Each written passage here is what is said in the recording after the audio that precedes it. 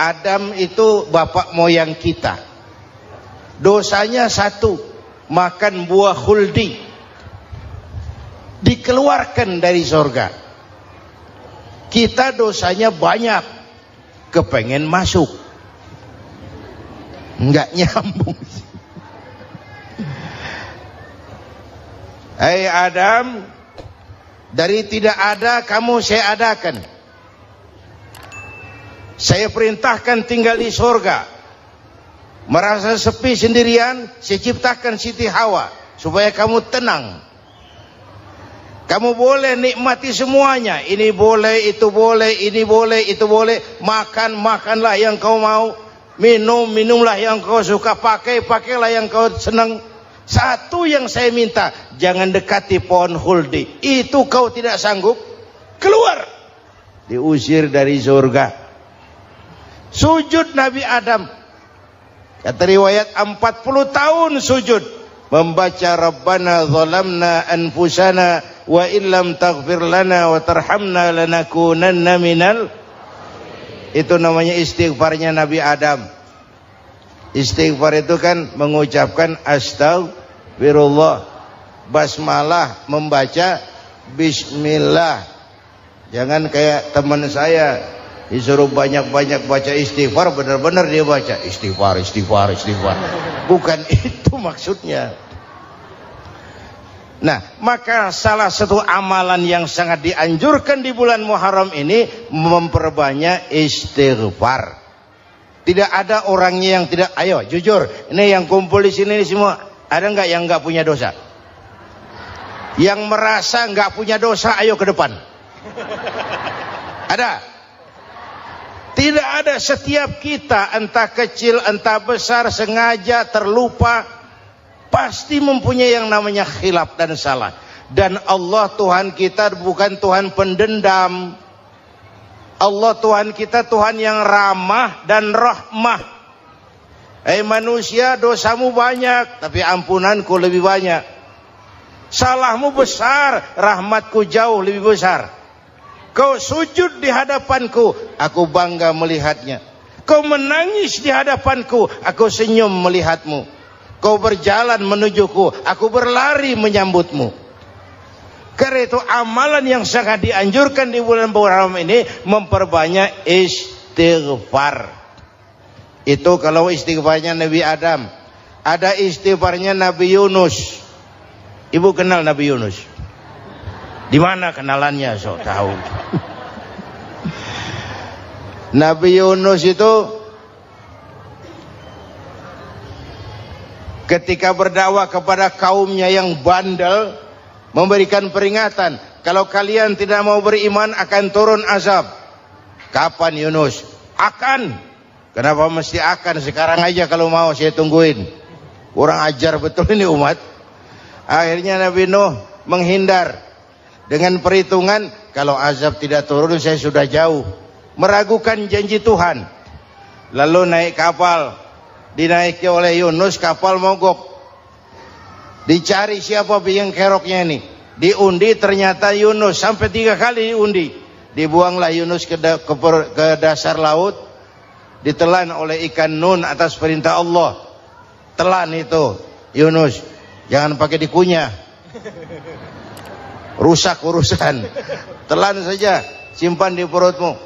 Dibawa oleh ikan nun ke dasar lautan. Itu yang oleh Quran dikatakan bertemulah 3 macam kegelapan. Zulumatun salas. Gelapnya tengah malam, gelapnya di dasar laut, gelapnya di dalam perut ikan. Itu namanya peteng. Mbahnya gelap. Di perut ikan itulah Nabi Nuh sadar akan kesalahannya, meragukan janji Allah, meragukan janji Allah. Ia sujud di dalam perut ikan itu, membaca la ilaha illa anta subhanaka inni kuntu. Itu istighfarnya Nabi Yunus. Dibacakan istighfar begitu, ikan sakit perut pak. Di dasar laut kemana mau cari apotik? Dia naik ke permukaan, memuntahkan isi perutnya. Nabi Yunus keluar dengan selamat. Itu pun terjadi pada hari ke-10 bulan Muharram. Istighfar intinya itu. Itu amalan utama bulan Muharram, memperbanyak istighfar. Allah selamatkan Nabi Nuh dari bahtera banjir yang luar biasa, 10 Muharram. Allah selamatkan Nabi Ibrahim dari pembakaran Raja Namruz, 10 Muharram.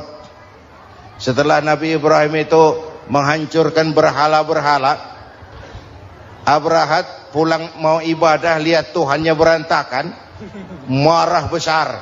Siapa yang menghancurkan Tuhan-Tuhan kita ini? Ada yang lapor, kami lihat Ibrahim. Tangkap. Belum ada bukti, tangkap dulu yang penting, bukti belakangan. Tangkap. Wah, dikerahkanlah aparat, tangkap Nabi Ibrahim, disidang langsung oleh Abrahat, oleh Namruz maksud saya. Ibrahim, kau yang menghancurkan berhala-berhala kami ini, Tuhan-Tuhan kami. Siapa bilang? Ada yang lapor. Saya dengar enggak semua berhala itu hancur. Ada yang paling besar, angkat tangan, saya lihat ada kampak di tangannya. Barangkali yang besar itu iseng tuh, yang kecil-kecil dikampakin. Tanya aja sama dia, kamu gila? Kenapa? Masa kami disuruh nanya berhala? Nggak bisa jawab. Nggak bisa jawab. Lah kenapa disembah? Lebih gila mana sih? Tahu nggak bisa jawab kenapa disembah? Kurang ajar kamu Ibrahim. Bakar, dibakar. Ketika Ibrahim dilempar ke kobaran api yang menggunung, Allah perintah api, ya naru kuni bardan wa salaman ala Ibrahim. Hai api, dinginlah sampean. Api Madura waktu itu, Pak. Hai api, dinginlah sampean, selamatkan Ibrahim. Api tunduk kepada perintah Allah. Ibrahim masuk ke kobaran api, selembar rambut pun tidak terbakar. Kenapa? Apinya tunduk kepada perintah Allah. Kenapa? Karena Ibrahim orang yang takut kepada Allah. Api tunduk kepada perintah Allah. Kalau kita baca ayat itu, masuk ke api, mateng. Sudah hadirin yang saya muliakan, oleh karena itu selamatnya Ibrahim dari pembakaran Raja Namruz itu pun pada 10 Muharram, Yaumul Asyura, hari ke-10 dari bulan Muharram. Imedia.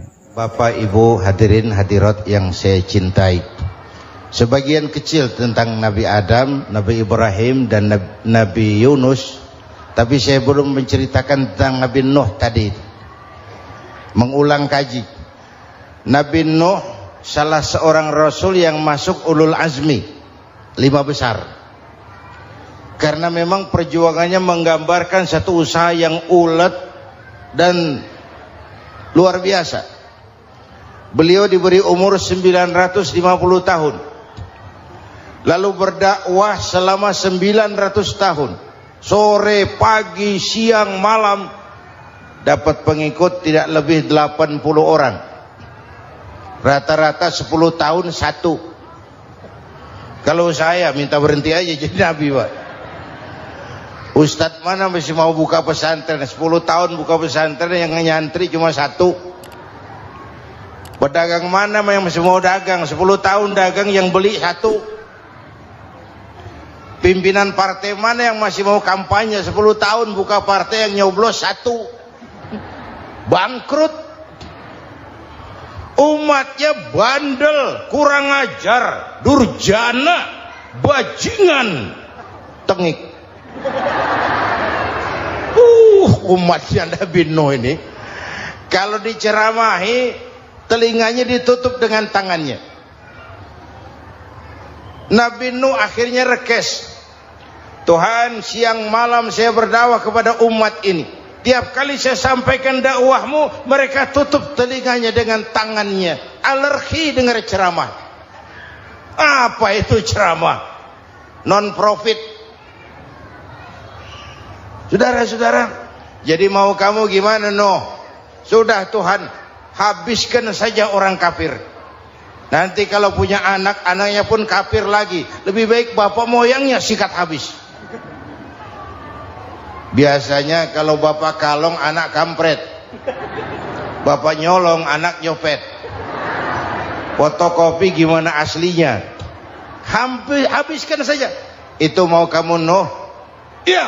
Oke. Nanti aku turunkan banjir Nuh. Buat kapal. Dengan apa saya harus buat kapal Nuh? Ya dengan kayu, kata Tuhan.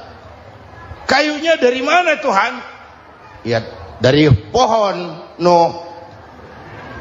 Pohonnya belum ada Tuhan. Ya tanam dulu Nuh.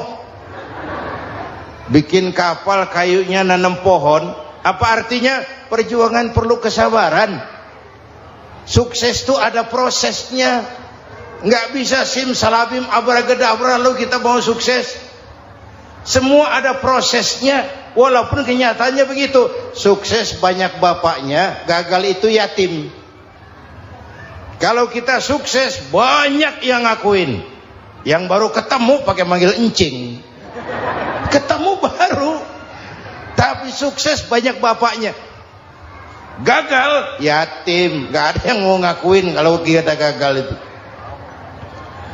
Udah bikin kapal dengan kayu di tengah kampung, bikin kapal ini. Bayangkan di tengah kampung bikin kapal, orang kafir makin menjadi-jadi.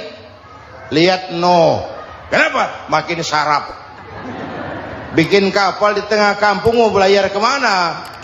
Tuh lihat, kalau orang nggak tahu tujuan, mountain setengah jalan. Proses yang dinilai bukan finalnya. Ya kayak gitu kesimpulannya. Saya enaknya sendiri. Bikin kapal. Kapal mendekati selesai. Ini orang kafir rame-rame datang ke kapal Nuh. Mau apa? Buang najis. Sakit perut berangkat ke kapal Nabi Nuh. Nongkrong. Dapat 2-3 tumpuk pulang. Lantai kapal dengan najis manusia. Inilah perjuangan. Bukan jalan raya lurus bertabur bunga di kanan kirinya. Banyak ondak dan duri, fitnah, caci maki, antipat, segala macam. Nuh. Ada orang tua dasar kafir, kurang ajar, sudah stroke berangkat juga ke kapal Nuh. Mau buang najis, pincang-pincang digotong orang. Selesai buang najis, dia bangun mau pulang, pegangan tiang kapal terpeleset, jatuh di atas tumpukan najis. Terjadi keajaiban, yang struknya sembuh, lumpuhnya hilang, berangkat digotong-gotong pulang, jalan gagah sekali. Tapi orang kampungnya heran, ente sudah sembuh? Sudah. Berobat di mana? Kok begitu paten? Di kapal Nuh. Masih banyak.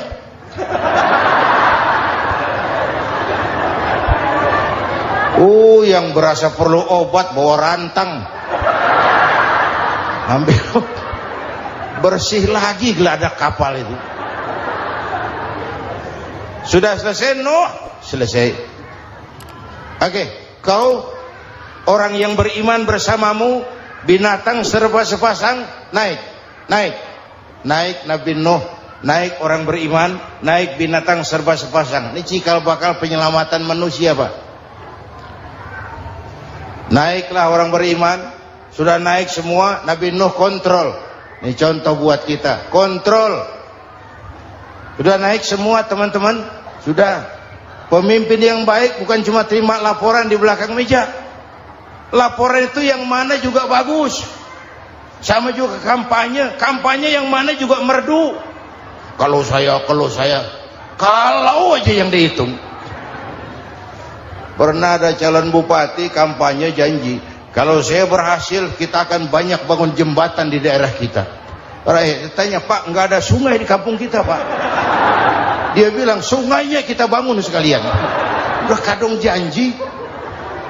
Mana pula orang mau bangun sungai ini? Saudara-saudara, kontrol. Jangan cuma tunggu laporan di belakang meja. Semua laporan bagus. Ya Bu?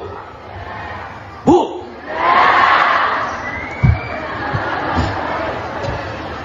Nabi Nuh kontrol. Sudah naik semua? Sudah Nuh. Pulan bin Pulan naik. Naik Nuh.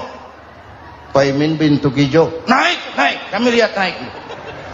Ada orang Jawa juga Kiai? Ada. Sudah kontrol, Kan'an anak saya ikut nggak naik kapal? Kami tidak lihat itu no. Kan'an. Ini potret. Bapaknya aktif ke masjid, ibunya rajin ke majelis taklim, anaknya keleleran kemana-mana. Bukan di sini, di Prancis. Udah di sini insya Allah sama.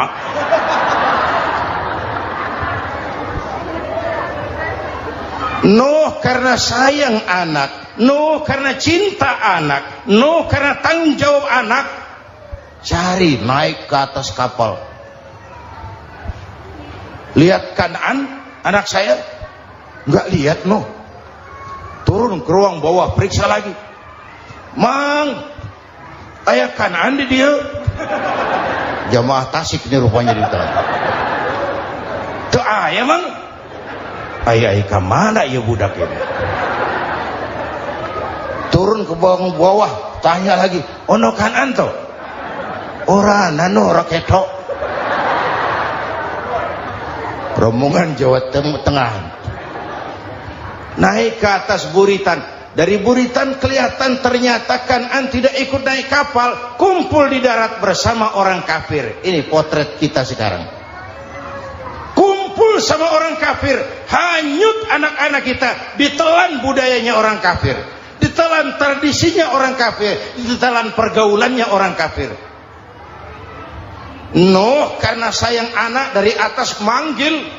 Dalam Quran dijelaskan itu. Karena Nabi Nuh di atas, Kan'an di bawah, teriak. Ya bunayyar kam ma'ana.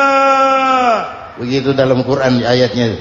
Cuma ini pakai gaya memanggil supaya kelihatan ke gambar, kira-kira Nuh manggilnya begitu.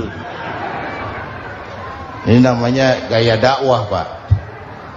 Kalau ceritanya datar nggak menarik. Maka Nuh memanggil Kan'an, ya bunayyar kam ma'ana. Kata yang dengar, heeh. Ini gaya orang manggil, ya bunayyar kam ma'ana. Kan'an, kesini nak, naik kapal sama papi. Kata Kan'an di bawah itu, enggak mau papi, John di sini saja. Kata Nuh, jangan nak, Allah sedang murka, akan turun banjir. Kalau datang banjir papi, sa'awi ila jabalin ya'simuni minal ma', saya akan naik ke gunung tinggi yang bisa menyelamatkan saya dari banjir. Kan'an naik ke gunung, gunung dihantam banjir, Kan'an mati sampai sekarang. Yang kelima, Nabi Musa, kisah Muharramnya ini. Lahir dalam kondisi yang sulit karena Fir'aun mimpi akan lahir seorang anak dari keturunan Bani Israel yang akan menghancurkan kerajaannya. Kata Fir'aun, sudah lahir belum anaknya? Belum. Kalau gitu mulai malam ini laki-laki dilarang bergaul sama istrinya. Semua perempuan hamil di bawah pengawasan negara. Mulai hari ini kalau lahir anak laki-laki terutama Bani Israel, penggal. Satpol PP disiapkan. Udah ada kayaknya. Ada. Patroli. Bayangkan, Fir'aun itu bikin undang-undang seenaknya sendiri. Apalagi merasa kekuasaannya dalam ancaman. Penguasa manapun kalau merasa dalam ancaman, panik. Padahal kekuasaan itu kayak harimau. Makin lama ditaiki, makin sulit turun. Kenapa? Karena macannya makin lapar. Naik terus capek, turun dimakan harimau. Serba sulit. Saudara-saudara, kalau kita mau belajar dari Pak Harto, saya melihat kekurangan Pak Harto cuma satu, terlambat berhenti.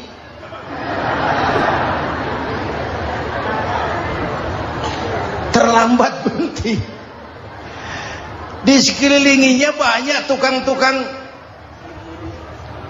tukang-tukang jilat, tukang-tukang semir. Pak, kalau tidak ada bapak kami bagaimana, Pak? Saudara hadirin yang saya hormati, maka sering saya ingatkan, temanmu yang sejati adalah teman yang membuat kamu jadi benar, bukan teman yang selalu membenarkan kamu. Berapa banyak pejabat-pejabat hancur karena selalu dibenarkan oleh lingkungannya. Bapak benar, Pak. Bapak bijaksana, Pak. Itu tepat, Pak. Benar. Buang angin pun kata kelilingnya, oh Bapak sehat. Temanmu yang sejati, teman yang bikin kamu jadi benar, bukan teman yang selalu membenarkan kamu. Bapak Ibu hadirin yang saya hormati, tapi kehendak Allah terjadi. Lahirlah Musa. Bayinya dihanyutkan di sungai Nil. Bayi sudah menderita, dihanyutkan di sungai Nil. Dan akhirnya besar di lingkungan istana Fir'aun.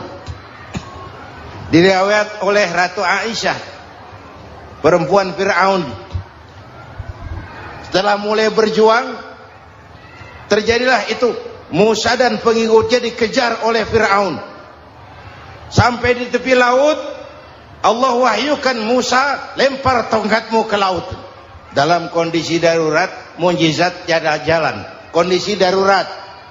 Kalau tidak, mukjizat itu maunya Allah, bukan maunya Nabi. Nabi nggak kuasa. Allah yang mau. Tapi hidup Nabi bukan mukjizat, manusiawi. Tidak mentang-mentang ada mukjizat tongkat, tiap sulit main tongkat. Nggak usah berjuang kalau begitu. Itu darurat menyelamatkan umat. Tongkat dilempar ke laut, laut terbelah. Laut terbelah. Itu secara visualnya bisa kita lihat dalam film The Ten Commandments. Udah nonton belum? Urusan nonton kalah sama Ustadz bagaimana sih? Ten Commandments, 10 firman Tuhan. Tekniknya bagus loh. Bagaimana laut terbelah. Musa lewat, Fir'aun mengejar. Musa sampai di ujung sana, Fir'aun masih di sama tengah perjalanan. Laut nutup kembali. Laut menutup kembali, Fir'aun tenggelam. Cengap-cengap di lautan. Begitu nafas sampai di tenggorokan, Fir'aun sambil cengap-cengap itu, amantu bi Rabbi Musa wa Harun. Duh, kalau begini mah saya juga percaya sama Tuhannya Musa. Malaikat maut jengkel, goblok loh. Terlambat sekarang. Ditenggelamin terus. Modar. Musa selamat. Fir'aun mati. Jenazahnya, jasadnya terdampar di pinggir laut. Beberapa waktu kemudian ditemukan orang, dimumi, dibalsem, diawetkan. Itu sesuai janji Quran. Wa kadzalika nunajjika bi badanika litakuna liman khalfaka ayah. Kami selamatkan badan kamu agar jadi pelajaran bagi orang-orang sesudah kamu nanti. Janji Quran tepat. Janji itu 14 abad yang lalu. Jasad Fir'aun ditemukan, dimumi, diawetkan, dibalsem di bawah nama Parao Ramses II. Sekarang tersimpan di Museum Negara di Mesir. Kapan-kapan nanti ibu main ke Mesir, mampir. Naik ojek paling berapa itu? Oh, orangnya tinggi, hidungnya mancung, pokoknya pantaslah jadi Fir'aun. Selamatnya Musa di kejaran Fir'aun di ujung sana itu terjadi pada hari ke-10 bulan Muharram, yang oleh orang Nasrani diperingati dengan hari raya Paskah. Mereka melaksanakan puasa, mensyukuri nikmat keselamatan dari kejaran Fir'aun. Makanya kalau kita ikut puasa di bulan Muharram, bukan mengikuti syariatnya Nasrani, salah. Karena Nabi mengajarkan, itu sumbernya. Bukan ikutan sama ibadahnya Israel. Tapi memang agama ini kan merupakan mata rantai. Datang Rasul baru melengkapi Rasul sebelumnya, datang Rasul baru melengkapi Rasul sebelumnya. Mata rantai yang berkaitan. Setelah Muhammad selesai, selesailah tugas Nabi dan Rasul. Selesailah misi Nabi dan Rasul. Tidak ada Nabi lagi sesudah Nabi Muhammad. Itu harga mati, titik. Gak ada kompromi. Siapapun sekarang ini nggak datang ngaku jadi Nabi, wajib tidak percaya. Wajib tidak percaya. Tapi kaitannya memang kita bilang Nasrani, orang bahasa Arab, bahasa Ibraninya Nazaret, Nasiroh, Nazaret, itu beda dialek. Kita Daud, dia David.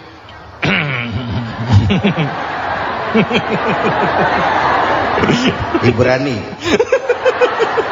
Kita Ali, dia Alek.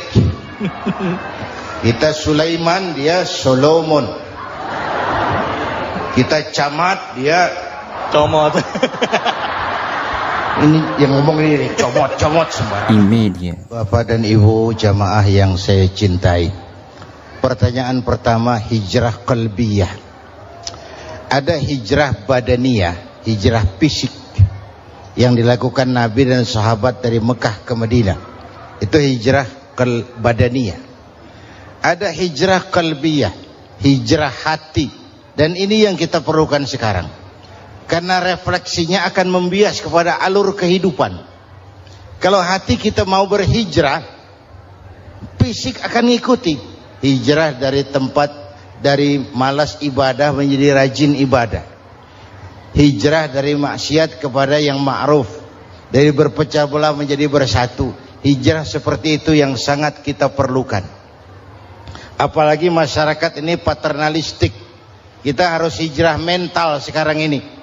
Maka yang disampaikan tadi benar. Seorang ketua MK siap mengundurkan diri kalau terbukti anak buahnya terlibat suap. Itu walaupun siap, tapi sudah angin segar buat rakyat. Bahwa masih ada banyak insya Allah pejabat kita yang punya harga diri. Walaupun ada juga pejabat kita yang muka tembok, kulit badak, kuping kebo. Muka tembok, kulit badak, kuping kebo. Biasanya kalau kereta api tabrakan di negara-negara maju, Menteri Perhubungannya mundur. Di kita petugas palang pintu dipecat. Jauh sekali menteri sama petugas palang pintu. Yang benar-benar diadili yang krocok-krocok, kopral-kopral itu. Padahal hadisnya jelas, ar-rashi wal murtashi finnar. Yang nyuap dan yang nerima suap, dua-duanya neraka. Kasus potret belakangan ini, yang nerima suap, yang diuber, yang nyuap aman. Yang nyuap aman, yang korupsi pajak dikecil-kecilin, yang ngemplang pajak aman. Padahal ngemplang pajaknya triliunan. Padahal dia sudah dikasih fasilitas oleh negara mengelola sumber daya alam negara yang artinya milik rakyat. Dia harus bayar pajak, uang pajaknya dikumpulkan bagi sebesar-besar kemakmuran rakyat. Itu tindakan merugikan rakyat. Karena itu betul, saya setuju, hijrah qalbi yang perlu kita lakukan sekarang. Hijrah hati. Kita ini bangsa Indonesia seperti timnas. Timnas sekarang anak-anak muda sudah berani pakai baju PSSI. Iya. Kenapa? Menang. Coba kalau kalah terus, nanti menang. Tapi bangsa Indonesia itu memang seperti timnas, namanya kesebelasan, 11 orang. Walaupun ada pemain bintang, ya ada presiden, gubernur, menteri, itu bintang-bintang. Tapi bintang baru ada artinya kalau dibantu 10 pemain yang lain. Cristiano Ronaldo, siapa itu? Penyerang tengah Real Madrid, bintang. Lionel Messi. Siapa lagi? Barcelona. Bercelana.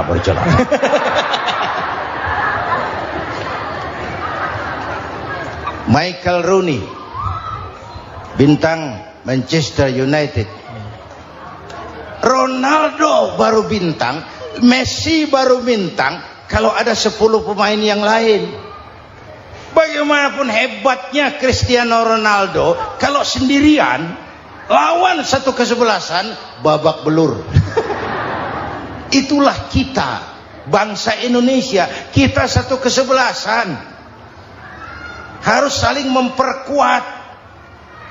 Ada bangsa kita ini yang jadi jaksa, ada yang jadi hakim, ada yang jadi polisi. Itu posisi penyerang tengah, kiri luar, kanan dalam, back, striker, kiper, posisi. Tapi sadar, kita satu kesebelasan, Bung. Jangan bikin gol ke gawang sendiri. Kalau punya bola bagus, operan dong sama temannya. Yang bisa menciptakan gol, operan. Ada yang jadi pengusaha besar, bagus boleh. Punya untung besar, operan. Kasih masjid, kasih pesantren, operan. Ini kesebelasan kita kalau punya bola, pelitnya setengah mati, Pak. Nggak mau ngoper. Bawa sendiri, mending bikin gol. Enggak. Kita ini satu kesebelasan. Satu sama lain harus saling memperkuat. Bahwa ada penyerang tengah, itu si posisi. Tapi kalau memang peluang memungkinkan, ayo dong operan. Saya iri sama kesebelasan Nasrani di Indonesia. Mereka kalau punya bola, operannya cakep. Gereja cepat selesai, rumah sakit Kristen cepat selesai. Kenapa? Operannya bagus. Kita ini kalau punya bola bawa sendiri, nggak mau ngoper. Maka masjid nggak selesai-selesai. Madrasah banyak yang bocor. Rumah sakit Islam kalah bersaing. Kenapa? Operannya berat. Ayo menyadari, kita ini timnas, satu kesebelasan. Jangan menjegal kawan seiring. Kawan sendiri dijegal. Sudah musuh terlalu kuat, gawang sendiri dijebol. Akhirnya terbalik kita ini. Ujian terberat telah diberikan Allah kepada para anbiya, kemudian para aulia, kemudian para ulama. Summal amsal fal amsal, ke bawah dan ke bawah. Diuji setiap orang menurut kekuatannya berpegang kepada agama. Kalau karena anak Melayu bilang, kalau takut dengan ombak, jangan berumah di tepi pantai. Kalau takut diterjang ombak, jangan berumah di tepi pantai. Kata ibu tadi, mau jadi pohon tinggi, harus berani ketiup angin. Makin tinggi pohonnya, makin keras anginnya. Takut angin, jangan jadi pohon tinggi, jadilah rumput. Nggak ditiup angin, tapi diinjak kebo. Apa yang nggak ada resikonya? Apa yang nggak ada resikonya? Semua nabi ada yang dihantam kekuasaan yang arogansi. Ibrahim berhadapan dengan Namrud. Musa berhadapan dengan Fir'aun. Ada yang diuji dengan berhadapan umat yang sangat kurang ajar. Ada yang diuji dengan gosip yang dahsyat. Nabi Yusuf digosipi sama Zulaikha itu. Nabi Yusuf Nabi Yusuf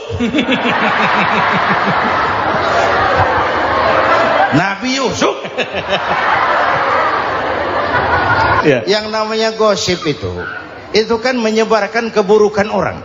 Kalau benar saja hukumnya ghibah. Kalau salah hukumnya fitnah. Fitnah lebih bahaya dari pembunuhan. Benarnya ghibah, salahnya fitnah. Saudara hadirin yang saya hormati, jadi resiko itu biasa. Tidak ada yang tanpa resiko. Kalau takut ombak, jangan berumah di tepi pantai. Tinggal bagaimana kita menyikapinya. Kalau kita dewasa, ini bagian ibadah saya kurang. Mungkin karena dia omongin orang, tambah pahala saya. Mungkin karena dia omongin orang, tambah pahala saya. Maka saya ngadapi gosip sepatah pun saya nggak ngomong. Saya cicing wae cicing. Saya percaya masyarakat tuh punya filter. Amin. Saya percaya Tuhan tuh nggak tidur. Kemudian melahirkan kita ke alam dunia ini, secara biologis bahan kita sama, dan tidak itu yang menentukan ketinggian